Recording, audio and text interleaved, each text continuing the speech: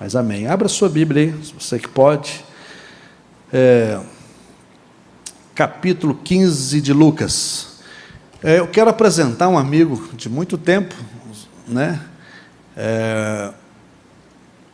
Pode ser Zé mesmo, né? Que é mais conhecido, né? Você lembra dele? Não lembra? Tá sem máscara. Tira a máscara aí, Zé. Irmãos, esse moço eu conheci ele antes de ser deputado. Ele se tornou deputado, depois prefeito de Itumbiara e hoje ele é secretário da SEMAS, secretário municipal da SEMAS. E ele está morando aqui em Goiânia. Eu falei para ele vir nos visitar aqui, né? Nós orar por ele, abençoar ele. Se necessário, quiser congregar aqui, ele é bem-vindo. Garoto novo, e que Deus abençoe você, Zé Antônio. Cuide de você, cuide da sua casa de forma maravilhosa, no nome de Jesus. Filho pródigo, né? Vamos falar sobre o filho pródigo. Capítulo 15 de Lucas, nós vamos ler apenas o verso 17.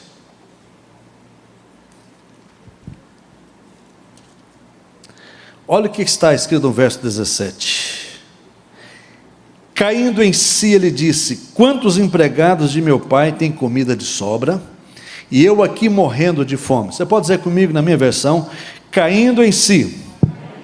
E ele disse: quantos empregados de meu pai têm comida de sobra, eu aqui morrendo de fome. Deixa eu dizer algo para vocês. Eu fiz questão de ler só esse versículo, irmãos, porque eu creio que todos vocês conhecem muito bem essa história.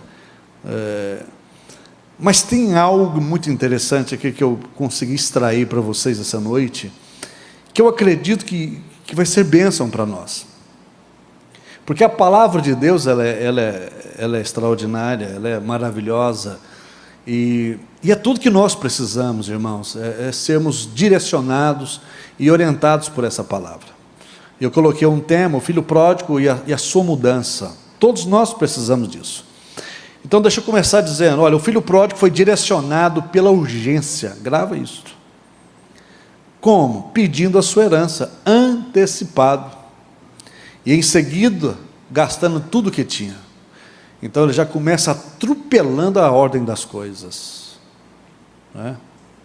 Quando você antecipa aquilo que não é de direito seu, quando você começa a querer atropelar a ordem da vida, você começa a ter problemas. Talvez seja essa urgência, esse instinto de urgência, ou essa necessidade que nós temos de querer ver as coisas sendo resolvidas a tempo e a hora, que certamente tem trazido dano para nós. A urgência faz você gastar seu tempo, sua energia e o seu carisma. Então grava isso. Então você precisa estar atento com isso. A sua urgência faz você gastar seu tempo e a sua energia e o seu carisma. Duas coisas que você precisa estar muito atento: tempo e energia, né? Tempo não volta atrás, acabou, você não recupera nunca mais. Se você tiver tempo, mas se você também não tiver energia, não adianta nada. E se você tem energia, mas você joga seu tempo fora, também não resolve nada. E a urgência, de forma demasiada, de forma equivocada, faz você atropelar essas três coisas básicas. A urgência faz você fazer saques e não depósitos. E aonde você só saca e não faz depósito, uma hora vai faltar. Certo? Nós precisamos aprender isso. Isso é muito importante para nós. Outra coisa, o que dirigia a vida do filho pródigo era exatamente a urgência. Talvez o desespero, a ansiedade. E é isso que hoje certamente tem dirigido a maior parte dos seres humanos, né? A urgência, a ansiedade, o desespero. E essas coisas só vai fazer com que você venha perder essas coisas que são básicas para nós, que talvez você não dê muito valor hoje, mas você vai sentir amanhã, que é o quê? O seu tempo, sua energia e o seu carisma. Você precisa estar atento quanto a isso. Ele saiu de casa, ele saiu da casa de seu pai, sabe onde ele foi parar? Dentro de um chiqueiro. Olha para você ver, que paradoxo, que loucura, né? O cara deixa a casa do pai, o conforto do pai, e vai parar aonde? Dentro de um chiqueiro. É exatamente isso que gera quando nós entramos, ferimos esse princípio e permitimos que esse espírito de urgência, de desespero nos afete. Isso é muito ruim. Se você permitir, isso que eu falei para os jovens, mas que serve para todos nós aqui também. Se você permitir eu pegar seu celular e ver com quem, ou com que você gasta seu tempo falando, e eu vou dizer realmente o que você está fazendo, se você está construindo ou se você está destruindo a sua vida. É muito fácil hoje você conhecer as pessoas. É só olhar o tempo que ela gasta em um celular e, sobretudo, com o que ela gasta. Não é muito difícil você avaliar isto, não. A forma como você gasta seu tempo, com quem fala, vai mostrar o quanto que realmente você está, talvez, fadado ao fracasso, a um passo de um abismo. Isso precisa ser muito entendido por nós. Muito mesmo. Do contrário, você corre risco de se perder. Outra coisa, a conta do seu celular, ou a conta do seu cartão de crédito, né, vai demonstrar quem de fato você é e como você lida com o dinheiro, como você cuida daquilo que Deus coloca nas suas mãos, e mostra para você quais são as suas prioridades, né? Nós precisamos estar muito atento com isso, sabe? Muito atento. Eu me lembro uma vez que uma pessoa me procurou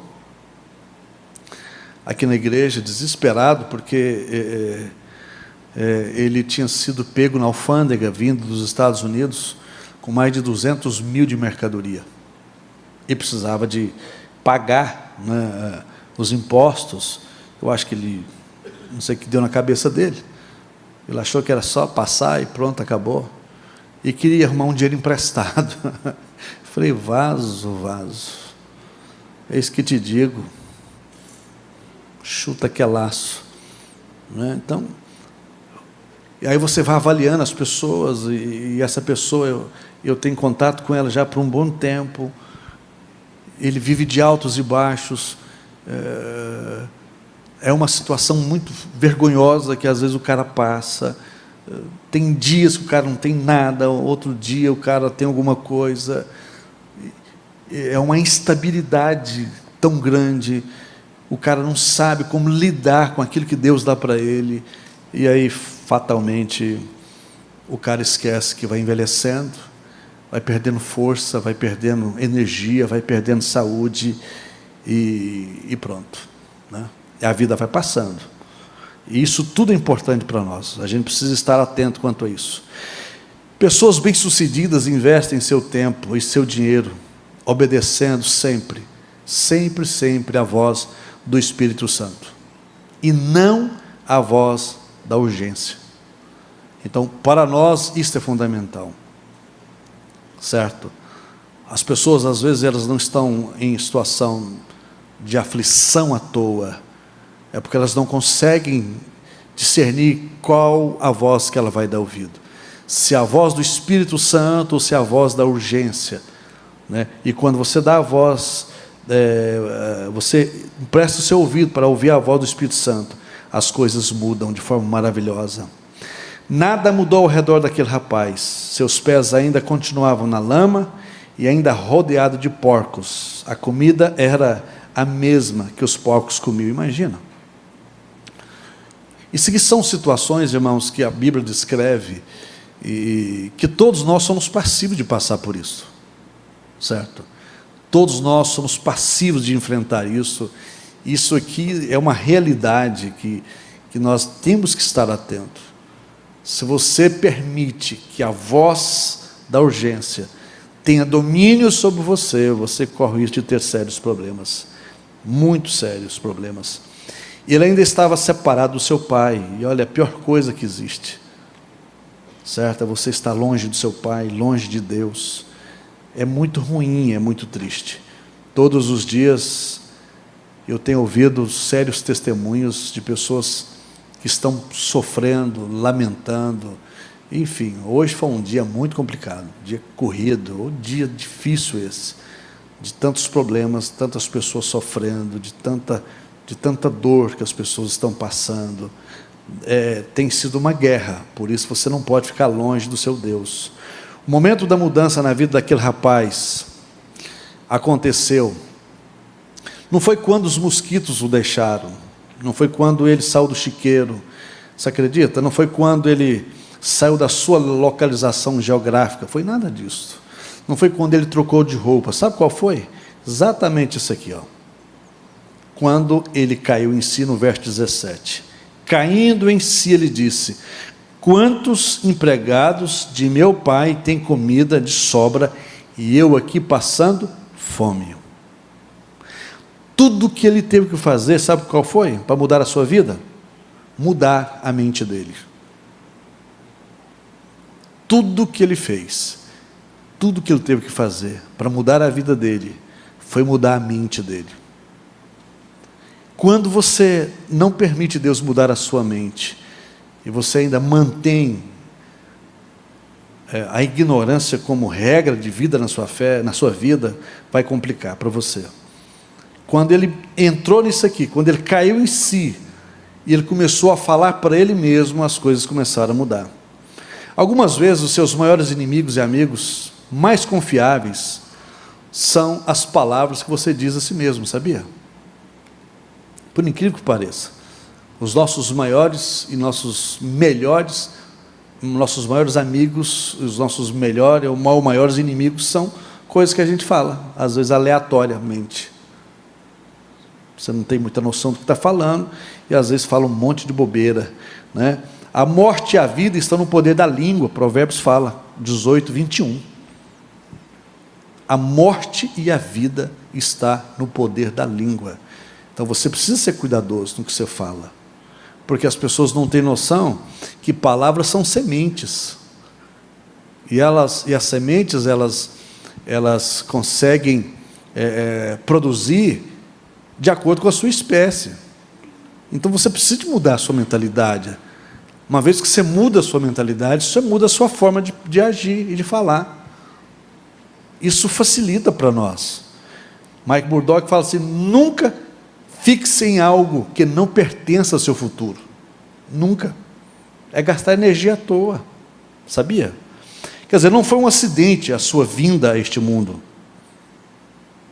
Não foi. Não foi um acidente. Há um propósito por trás de tudo isso.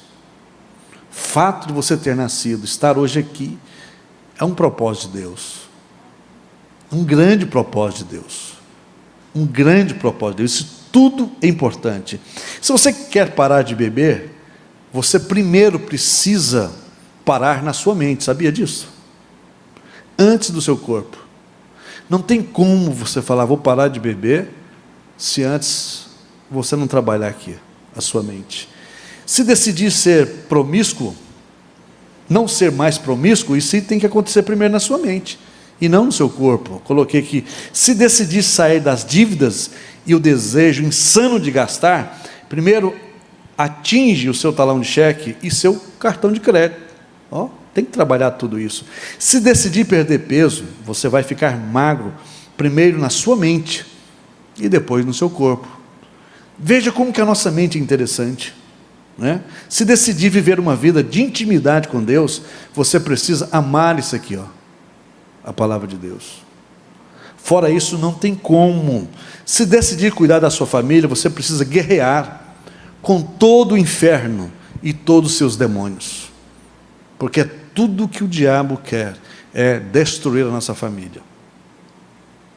Então cabe a você homem que está aqui, sacerdote que está aqui, grave o que eu estou te dizendo. certo? A nossa família está em risco. A nossa família vive em perigos constantes. O que vai fazer diferença é a capacidade que você tem, a habilidade que você tem para guerrear e se colocar à disposição. Quer dizer, o pastor Rogério falava para mim agora mesmo que o filho dele, de quantos anos? 7 anos, caiu com a boca na mesa. Virou uma sangueira doida, aquela barulheira toda. E o menino é um raio, né? Tal. Resumo da ópera. O menino está bem. Graças a Deus. Eu pergunto para você, nós que somos casados, nós que temos filhos, veja que guerra a gente vive, irmãos. É o tempo todo, é 24 horas. Certo? Não há tempo para você cochilar. Maridão, você que é maridão, nós maridão, nós temos que vigiar, vaso. Não dá tempo a gente brincar, não. Se você não mudar a sua mentalidade, ficar pensando que é só mulher que tem que fazer as coisas, que é ela que tem que mudar, que é ela que tem que fazer isso, e você não faz nada, ferrou. Ferrou. Sabe, nós somos o guardião da nossa casa. Interessante que o profeta Ezequiel, Deus dá uma visão para ele. A visão de um atalaia. Ele diz: eu te constituí por atalaia de Israel.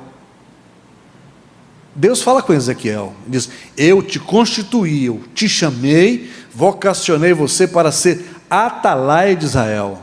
Qual que era a função do atalaia?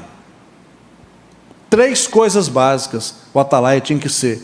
O atalaia era aquele camarada que ficava lá em cima da torre para observar os inimigos que chegavam. Então ele tinha que ter 3 características básicas. Primeiro, boa visão. Você pode dizer comigo? Boa visão. Segundo, boa audição. E terceiro, uma boa voz. Nego gago não dava, irmão. Imagina, Pedrinho. Né, Carlos? Não dava. Pedrinho não dava. Gago. Então veja bem, 3 características do atalaia. O cara tinha que ter uma boa audição, boa visão. Se o cara não tivesse uma boa visão, uma boa audição, como é que ele ia perceber o inimigo chegando? Como é que põe um cego, um surdo? Então o cara era escolhido por atalaia por causa dessas características. Eu pergunto para você, quem é o atalaia da sua casa? É você. E quais são as características do atalaia? Essas. Boa visão. Você tem que ter, quando você vai ler Apocalipse, que o escritor de Apocalipse diz que ele pedindo colírio para os olhos. No mesmo Apocalipse diz que aquele que tem ouvidos, em outras palavras, aquele que sabe ouvir, tem uma audição boa. E por que uma boa voz? Porque o cara tinha que gritar, irmão, não tinha microfone. Se vozinha fraca não dava. Então veja bem,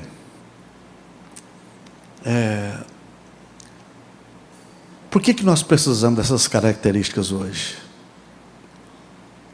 Porque se você tiver uma visão boa, você vai conseguir perceber o que ninguém consegue perceber. Você vai conseguir visualizar o inimigo a uma distância razoável, a ponto de você se preparar. Se for à noite, a sua audição vai ser tão perfeita, tão extraordinária, que você vai conseguir ouvir os seus inimigos chegando próximos, e com uma voz forte, capaz de repreender e avisar, e gritar alto lá. Então, veja que coisa interessante. Por que Deus disse para Ezequiel: eu te constituí por atalaia? Agora, Pensem comigo. Irmãos, eu estou pastoreando já tem 30 anos. O que eu mais tenho ouvido nesses últimos 15, 20 anos, irmãos, é uma fragilidade do sexo masculino sem tamanho. Por incrível que pareça. E eu não estou dizendo fragilidade, irmãos, no aspecto físico, porque o cara acha que ser forte é isso. Não, isso não é nada, irmãos. Quando você dá de frente com o diabo, você pode lutar de tudo, não resolve nada. Eu falo força espiritual, que leva você a buscar a Deus de tal forma, a ponto de você pagar um alto preço, para que a sua casa não seja destruída, e nada do que Deus te deu caia por terra. Nós precisamos de entender isto. Se nós não entendermos isso, nós seremos completamente destruídos. Nunca a figura masculina foi tão massacrada. Nunca a figura masculina foi tão desvalorizada como tem sido nesse século 21. Como nunca. Por incrível que pareça.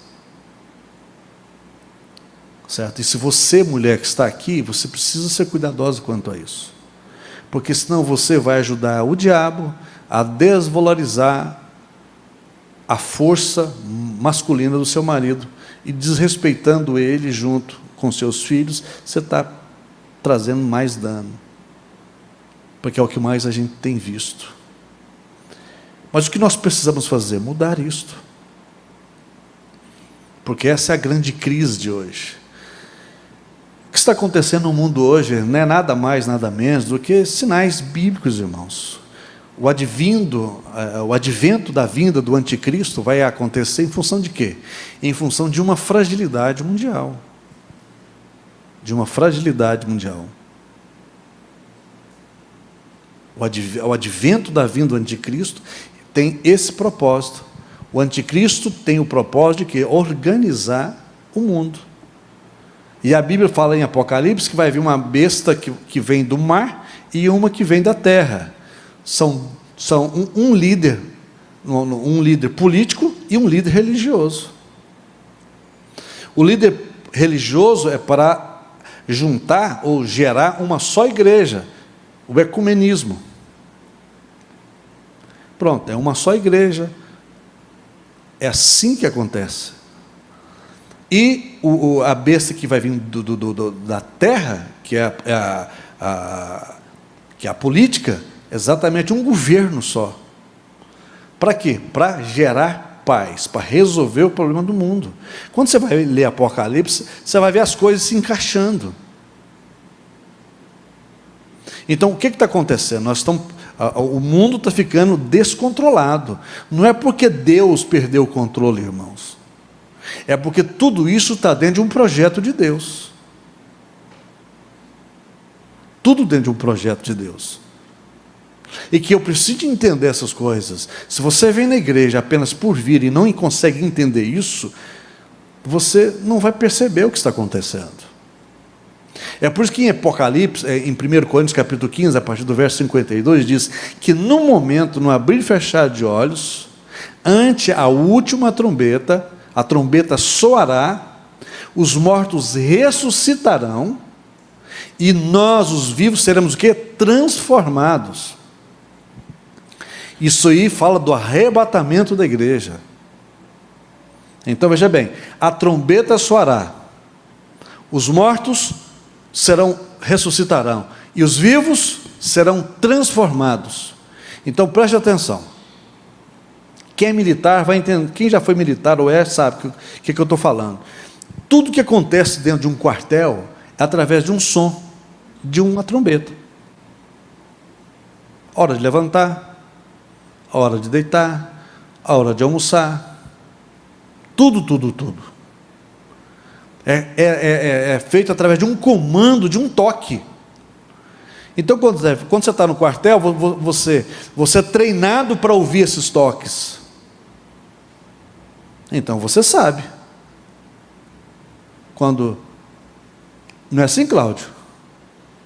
Ou estou falando alguma bobeira aqui? Aí, ó, militar ali, sabe. É toque. Então, eu sei qual é esse toque. Esse toque eu sei. Esse aqui eu sei. Então, você aprende a discernir esses toques. Olha a linguagem figurada que Paulo está usando. Quando a trombeta soar, os mortos ressuscitarão, os vivos serão transformados, de tal maneira que ambos vamos encontrar Cristo nos ares, tanto os que morreram como os que estão vivos. Outra coisa maravilhosa, preste bem atenção. O cara que morreu há 500 anos atrás, ele morreu afogado, um exemplo, e nunca achou seu corpo. A Bíblia diz que o mar vai dar conta dos seus mortos. Hein, Silvana? Coisa poderosa, né? A terra vai dar conta dos seus mortos. O fogo vai dar conta dos seus mortos. Se vira. Quando a voz de Deus soar, acabou, irmãos. Os mortos ressuscitarão, os vivos serão transformados. Agora eu pergunto para você: quem morreu, morreu, ok. E quem está vivo? Como é que você vai discernir isso, esse toque? Se você não ouvir, você não vai. Me conta. Com esse instinto de urgência, com esse desespero que as pessoas vivem hoje. E aí, me conta. Você tem que aprender a voz do Senhor. Nós precisamos começar a entender como é que funciona Deus. Porque Ele vai falar. A trombeta vai soar e você vai dizer: pá, é agora. Tchau. Pai do Senhor. Mas você precisa estar em paz. Se você estiver atribulado, você não vai conseguir perceber. Se você estiver envolvido com esse mundo de tal forma que os seus ouvidos não conseguem dar ouvido a Deus, lamento. Deus nos chama atenção para isto. Há um governo político sendo preparado e há um governo religioso sendo preparado para governar esse mundo. Esse mundo será governado pelo anticristo. Porém, a igreja do Senhor não passará por tudo isso. Embora há uma corrente teológica que diz que vai. Só lamento. Se no tempo da graça, imagine comigo, nós estamos vivendo o tempo da graça, irmãos. Se esse tempo que se chama graça não está fácil, você imagina na grande tribulação. Deixa eu dar uma informação bonita para você. A Bíblia fala que Deus reservou 200 milhões de demônios, mais endemoniados que já estão, que são. E esses bichos serão soltos no período da grande tribulação. Você imagina como é que eles vão sair? Igual que esse pitbull com uma semana sem comer.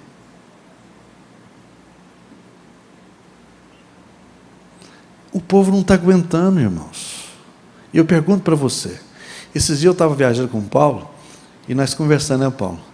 Tanto que é difícil ser crente. Você acha que é fácil, irmãos? Viver na igreja é fácil, porque até barata vive. Pernilongo, de vez em quando acha uma barata. Mas não é isso que eu estou falando. Eu estou falando de levar uma vida cristã decente, de você entender como é que funcionam as coisas. E você está no caminho certinho, Paulo. Quando a gente começa a ver os erros da gente, isso é sinal que o Espírito Santo está em nós. Porque quando o Espírito Santo não está em você, você não consegue enxergar o óbvio. Como é que você consegue enxergar o pecado? Porque a luz do Espírito está em você, epa. Mas antes eu não via assim, antes eu não entendia assim, por que agora eu entendo?